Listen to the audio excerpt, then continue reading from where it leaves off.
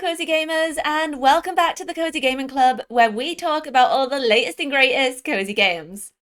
Today we're talking about a game that has probably been on my wish list for nearly 2 years now, and it's finally launched on PC in early access.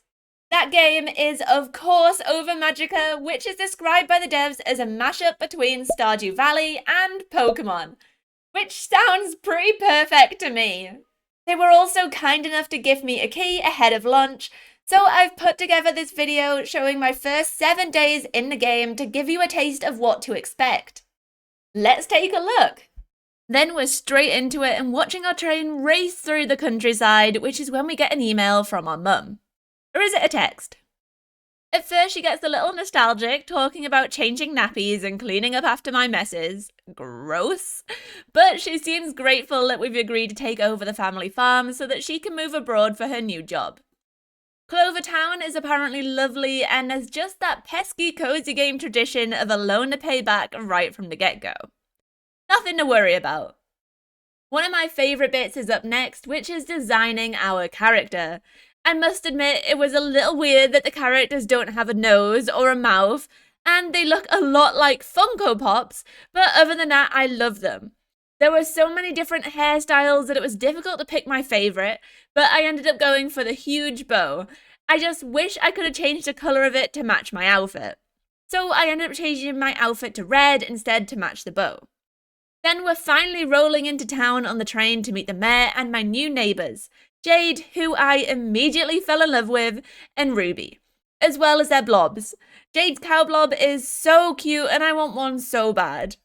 I also didn't realise there'd be animal-themed blobs, so I'm excited to see what other blobs exist in this world now. It wasn't long before the mayor was bidding us goodbye to leave it to the young'uns to show me around, and the first place they took me was the Blob League. When we arrived, though, there was a huge crowd outside, and it turned out they were waiting for someone very special. Out of the doors comes a smartly dressed character with a humongous icy slime, and the crowd is quick to introduce him as Lapis, the winner of the Clover Cup. He doesn't stick around long though and quickly rushes to leave, knocking me out of the way in the process, which Ruby is not happy about. She apologises for his bad behaviour and promises that one day she will beat him in the competition and prove she's the better blob trainer. After that, she tells me to head inside for a big surprise, and when I get in there, there are in fact 3 big surprises. 3 eggs containing mystery blobs, and 2 cute blobs that look like a whale and a hedgehog. I think I love it here. Flint and Pearl explain that they've been given the honour of providing me with my first blob, and all I need to do is pick an egg based on the explanations Flint gives me. The first egg is a magma type, which is perfect for adventurous trainers. The second is a storm type, which is a great fit for disciplined and independent trainers. And the third is a forest type, which is perfect for down-to-earth trainers. Out of all of the eggs, I thought that the adventurous one was the best fit for me. So I ran around to choose that egg, and then my character immediately hopped on top of it. Apparently this is how we hatch the eggs. It looks so funny though, and I can't imagine doing this for every egg hatching. But before long, the egg is hatching, revealing my blob. And I was not happy. I'm sorry, Loki, but you look so angry with your big slanted eyes. I wish I'd chosen one of the other eggs, but for better or for worse, Loki and I were a team now, and I was going to look after them until I can switch them out for another blob later. To do that though, I'd need to learn how to fight, and Ruby is keen to teach me and show me how great she is. The combat is honestly a little complicated, but I'm going to do my best to quickly summarise it. On the bottom right is a bar split into 3 sections, and each blob moves from left to right at various speeds. When they reach the command line, they'll be able to choose an action from skill, defend, item, and escape. We go for skill first and choose dash attack and our target. But then we need to wait until we reach the end of the bar to actually use it, which doesn't take long. The enemy gets knocked back and then we move to the start of the bar again. This time, as we race along the bar, we hit the command point just before they're about to do their action. But if we're in this cast zone, then we take increased damage. So instead of attacking again, we defend against Daisy's carrot attack. On our next turn, we learn how to use an item to heal our blob, and then we use our knowledge to beat Daisy and end the battle with a single flame attack. It looks like Daisy and Ruby are going to need to train up a little bit more to beat Lapis if they can't even beat me. Our next stop is my family farm, and I really wasn't sure what to expect. Farms are always run down when you first get there in games, but Ruby wasn't joking when she said I was in for the surprise of a lifetime, because it turns out there is nothing there. There's no barn, no farmhouse, not even a shed for me to sleep in. I thought this was supposed to be our family farm, but instead it's a luxurious mound of dirt, as Ruby points out. It looks like we will literally be starting from the ground up on this one, but at least Jade was kind enough to build a tent for us to sleep in the meantime. By that point, it was getting quite late, so it was time to head to bed in my new tent. The next morning, I'm woken up by Jade, who kindly stopped by to check on me. How sweet. Except Loki's tummy lets out the biggest grumble and gives us all a shock, especially me.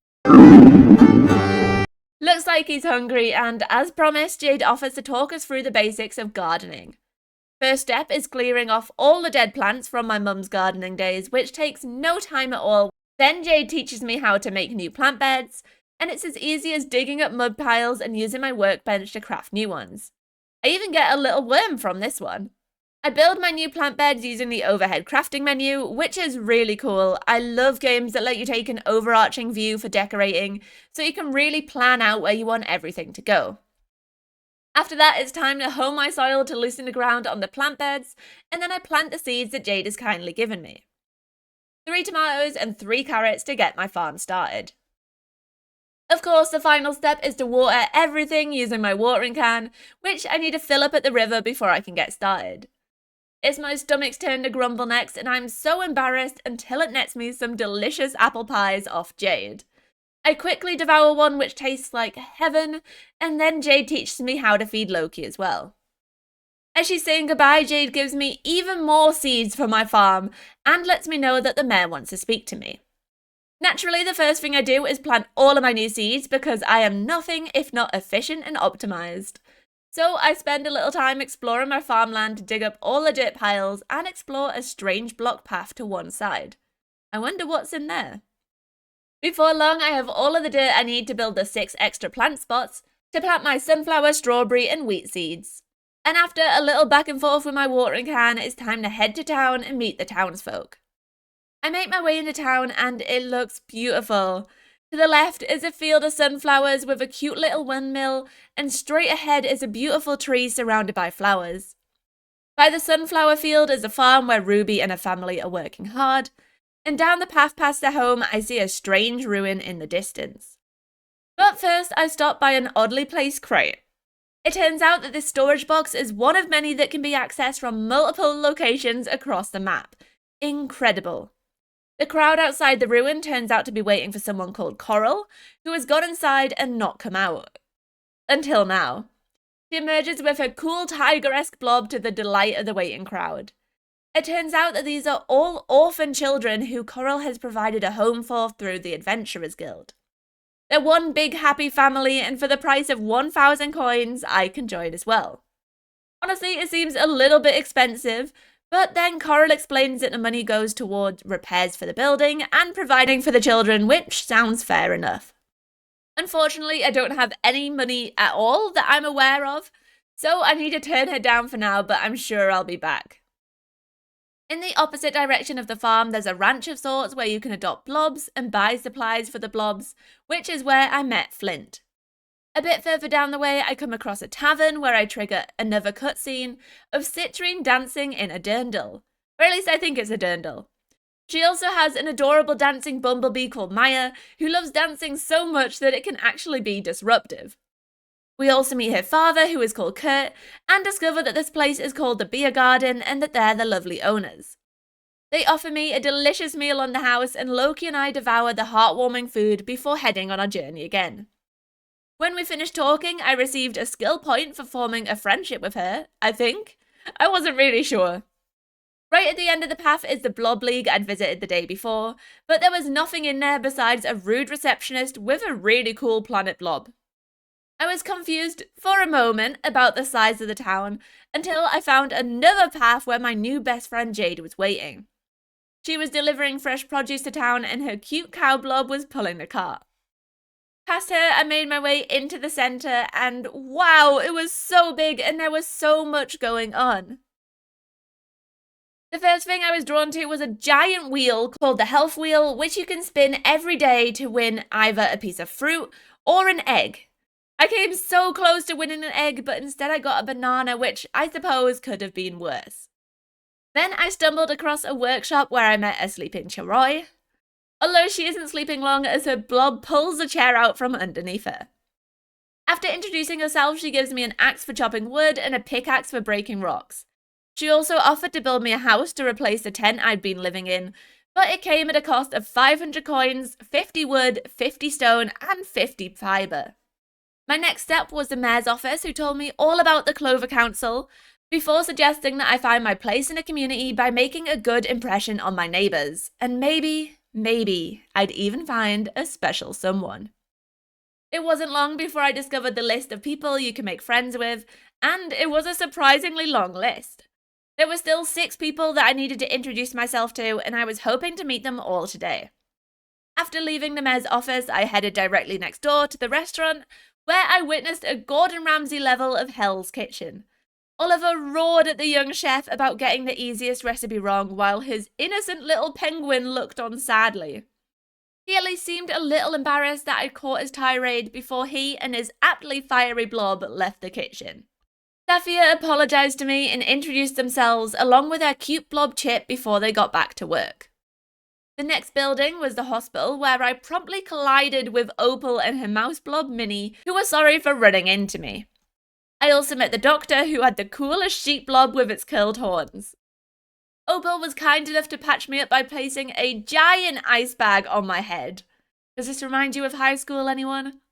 And I collected a skill point before moving on to the next location.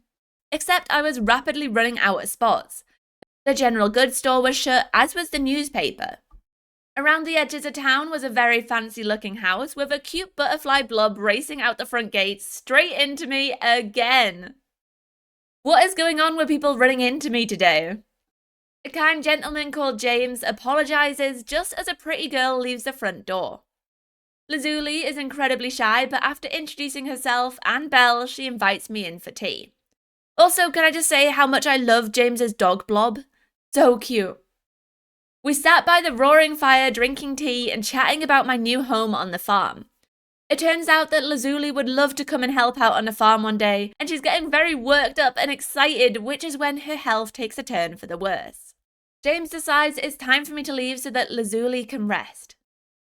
As I'm leaving, he explains that her health unfortunately leaves her housebound, and she gets quite lonely, which is when he suggests that I could drop by in the future to keep her company.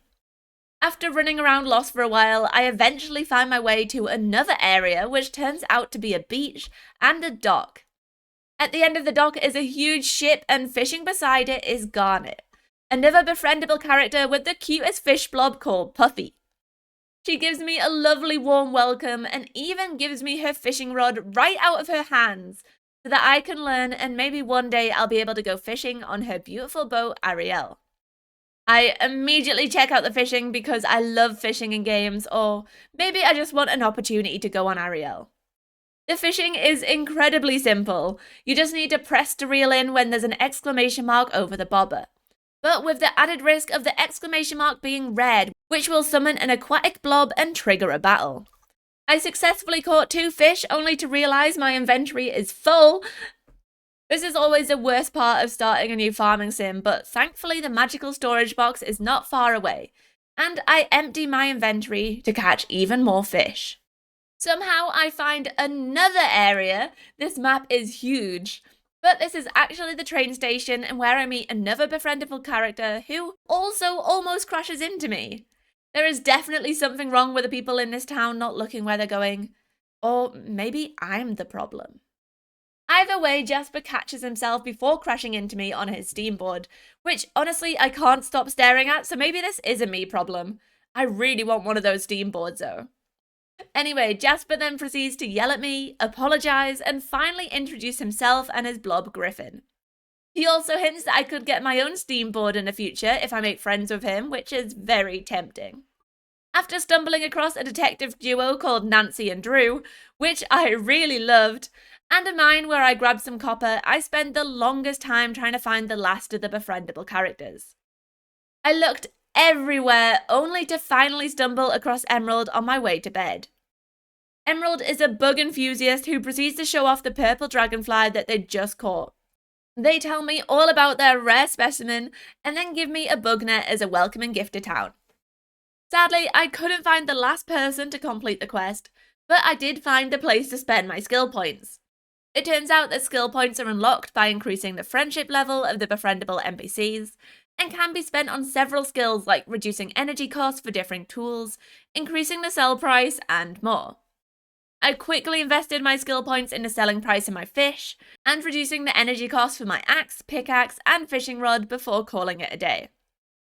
The next day when I wake up, it is chucking it down with rain, and Saphir is waiting outside of my tent. They're really impressed with my cool tent residence, and have brought me some cooking items to help make my life a little easier, as well as some of their favourite recipes to help me get started. I check my mail next, which is when I find a letter from the dev with an egg enclosed. I'm so excited to get my second blob and immediately hatch them, to reveal the cutest little snowman blob called Frosty. As it's raining, I don't need to water my plants, so I decided to expand my energy in other ways, by collecting as many resources as possible to build the cooking instruments from Saphir and to upgrade to an actual house. It's not long before I remember my quest to meet all the townsfolk, and I realise that the general store will be open now. So I abandon my quest to harvest resources and fill my inventory with items to sell and rush back to town. The general store is open, and I head inside bringing in the rain and grime from outside with me, much to the disappointment of Carnelian and their blog Caspian. They are not impressed with me in the slightest, and say some pretty rude things about me and my farm before trying to sell me their premium membership. I came here to sell items, not buy them. But Carnelian won't teach me how to sell anything until the following morning. But at least I've met them now, so I can go to tell the mayor I've met everyone. I also spot the backpack sitting on the side too before I leave, and I want it so desperately, too bad it is 2,000 coins. When I report back to the mayor, I'm a little confused as he doesn't say anything to me about completing the quest. But when I check on the task screen, it says that the mayor automatically visits the farm after I've met everyone, so I'll need to wait until tomorrow. I decided to go and visit Lazuli, who is missing her brother dreadfully. I wonder if her brother is Lapis. Then I bump into Ruby at the beach, who is training for the Clover Cup in the rain. That is some dedication. After a few hours of fishing, I stop by the beer garden to see Citrine and Kurt, and then make my way to the Blob League. While chatting to the people there, I came across the Blob training courses and decided to complete them both to learn more about being a good Blob parent.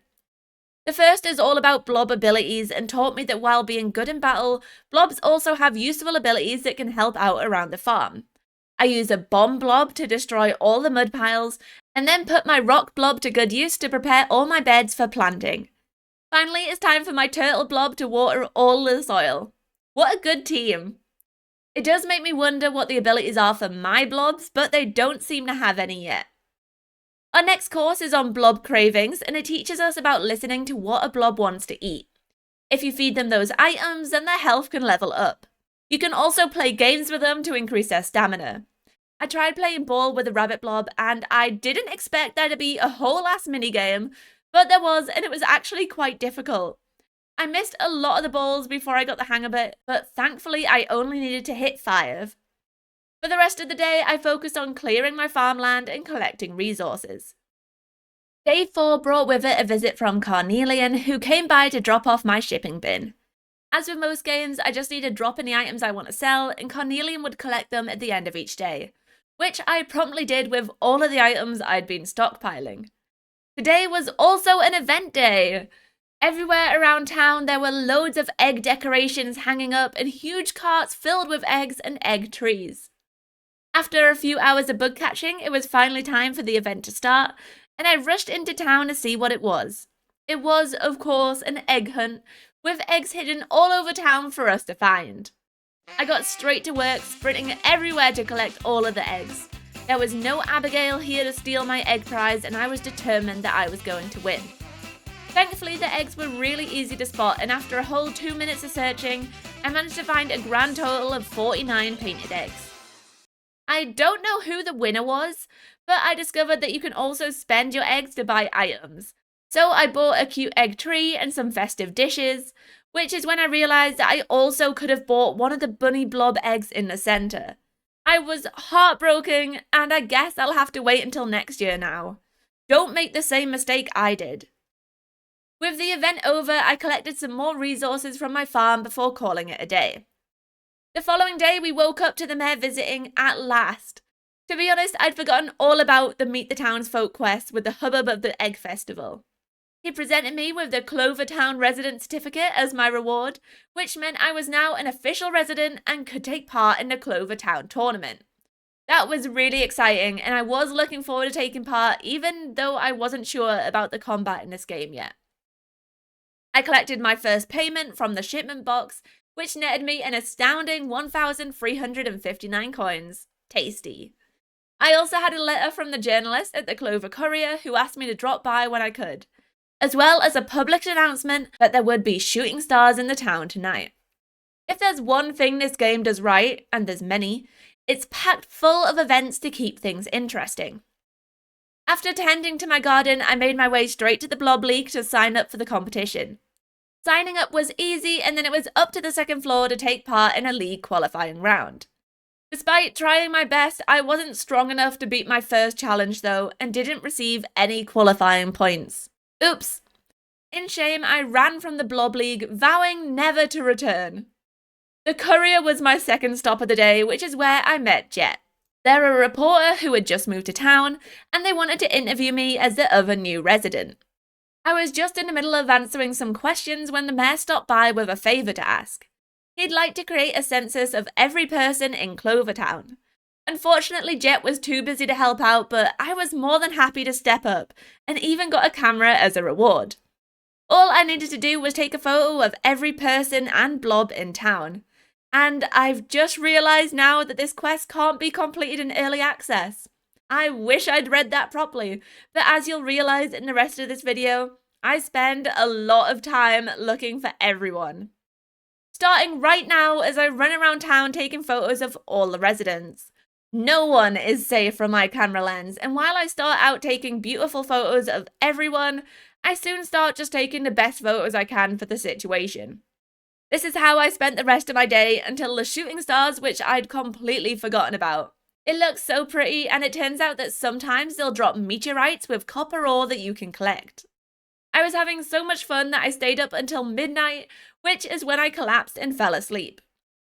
The next day it is raining again, which is a relief because it turns out that if you collapse, all of your actions the following day cost double the energy. I was not going to get much done today. I have another visitor this morning as Flint dropped by to check in on me. He brought me a blueprint for a blob barn where I can hatch and raise my blobs. I didn't have any blob eggs at the moment though, so I wasn't in a rush to build it. My crops had grown though, so I grabbed my carrots and sunflowers before making my way into town. Today's goal was to build my house and to continue completing my photo collection for the census. I was really making my way through it and collecting photos of everyone in town. While taking Chirai's photo, I also commissioned her to build a small house for me, and I was very intrigued by the beauty salon she could also build, but I had nowhere near enough resources for that. It was quite cool to see that there were a number of buildable locations locked behind friendship levels as well. I wonder what they're going to be. Then it was time for some fishing, which is when I encountered my first wild jewel by accidentally pulling up some aquatic blobs. Although Frosty fainted in battle, I managed to make it through by the skin of Loki's teeth with just 5 HP left. I got a couple of bugs as a reward for winning the battle, which I wasn't expecting, and spent the rest of the day fishing unsuccessfully in the various rivers around town. The final day of this video starts very dramatically. With a fire. My farm was on fire. Or at least that's what I thought when I jumped awake on day 7 to find myself in a newly constructed house. I've no idea how Sharoy built this overnight and snuck me and a bed into it, but it was really impressive and I loved my new home, especially the little patio porch at the front where the crafting table was kept. And a bed. No more sleeping on the floor. She also gave me the recipe for a furnace, which I would need if I wanted to continue upgrading things in the future. The rest of my crops had grown as well, so I collected all of those and made my way into town to buy more seeds from Jade. While on the way though, I spotted some medicinal herbs which are on Loki's list of cravings today. I fed them to him, which raised his health by 1 to 43, and then made sure to pet both my blobs before continuing my journey. The curse of the limited inventory got me again as I tried to buy seeds from Jade, so I had to make 2 trips to collect all the crops I wanted. But before long, my new garden was planted and watered. I also took the time to organise my magical storage, which was getting very messy. It turns out that there are multiple pages in the storage, which is a really neat touch. I got to work organising all my items into crops, flowers, and resources, which made it much, much tidier. If my goal today was to build the furnace, then I would need to go to the mines to find more ore and coal. Thankfully, I'd already discovered them back on day 2 and knew exactly where they were. I was only able to mine one of the veins though before I got attacked by the wild blobs who were hiding out in here. After my terrible battle at the Blob League a few days ago, I didn't have high hopes for this battle. But Loki and Frosty did their best and we actually managed to come out of the battle on top. We mined one more vein, but I didn't think it was wise to continue any further with my blob's health as low as it was.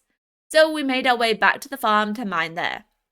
A few hours of hard graft and 2 apple pies later, and I had enough stone, coal and ore to build the furnace, and even smelt my first copper bar.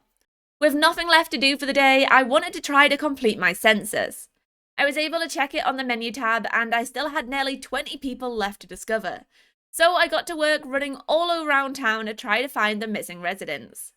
Despite a valiant effort, which we now know was impossible, I made it to 53 recorded residents and then sprinted home, only to faint right as I got through my front door. Which really is a very fitting way to end this video. Well, I don't love my starter blob. Sorry, Loki. I did really enjoy playing Ova Magica, and I am looking forward to playing more of the game in the future. If only to collect all of the adorable blobs and show Lapis who's in charge. But what did you think about this game? I would love to hear your thoughts and if you intend to pick it up. Let me know in the comments, and thank you so much for watching this video. It really does mean the world to me, and I hope to see you next time. Bye!